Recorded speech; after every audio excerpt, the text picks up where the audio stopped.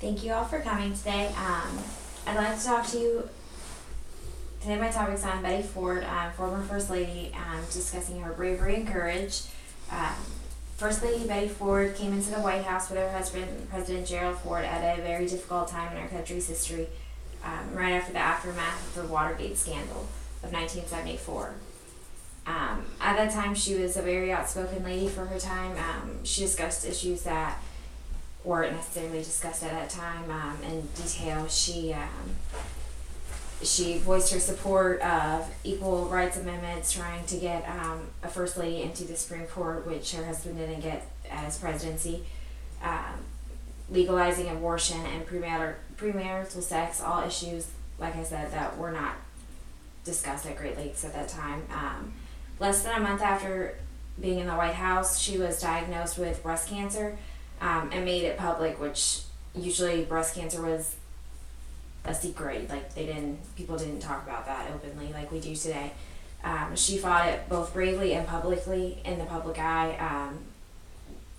She had she had a mastectomy of her right breast, and along with that courageousness, she showed great bravery by not feeling sorry for herself. When she was asked if she took pity on herself for not having her right breast, she said, "No, I'm not."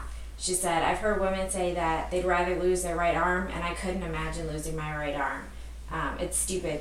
I could wear my evening clothes basically to hide up the fact that she didn't have her right breast anymore." She raised awareness of breast cancer. She encouraged women to go out and get breast exams and doing it as quickly as possible and going through the surgery as quickly as possible so you could just go on and move on with your life. Once she announced that she was going to have the surgery, the mastectomy, she basically her awareness of telling other women it's okay, it's not something to be embarrassed about. Clinics everywhere were filling up left and right with tons of women going to get breast exams at the time. She also raised awareness of addiction. That's probably, to me, one of the most important things she's known for, or the thing she's most known for, is her public pain addiction to medicine. It was due to arthritis and a pinched nerve in her neck. She was placed on medicine and became addicted to it, and also became an alcoholic after the fact. She was already addicted to the pills. And she says it was because her husband was gone all the time. She was lonely. She didn't really know what to do. And she was admitted to rehab after her husband came out of office and made that public announcement saying that she was going into rehab. And it was unusual. Most people didn't tell anybody that they were going to rehab. And that resulted in many people writing to her asking, like, I need help too. I don't know where to go. They didn't know how to go about getting help at that time. Also, once she did overcome her addictions of pain pills and alcohol, she opened the Betty Ford Clinic to help people with their addictions. In 1982,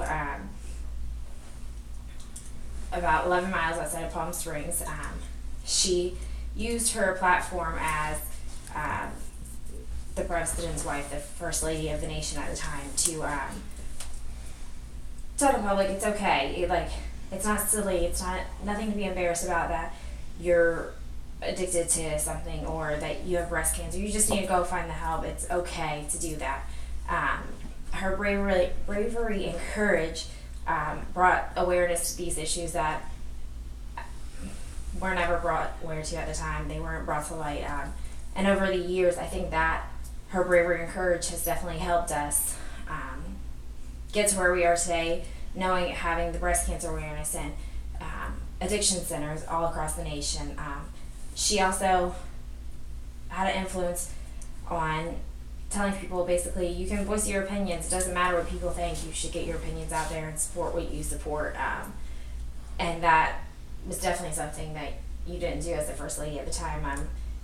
Like I said, she tried to get equal rights amendment. She supported the Equal Rights Amendment, tried to get the First Lady in the Supreme Court, and like I said, which didn't happen at the time, along with premarital sex and legalizing abortion, which I think she had a great influence on that as well. Thank you for your time. I hope you guys enjoyed my speech about Betty Ford and learned something about her and how brave and courageous she was as a First Lady and as a Lady of the Nation. Thank you. Thank you. Very good.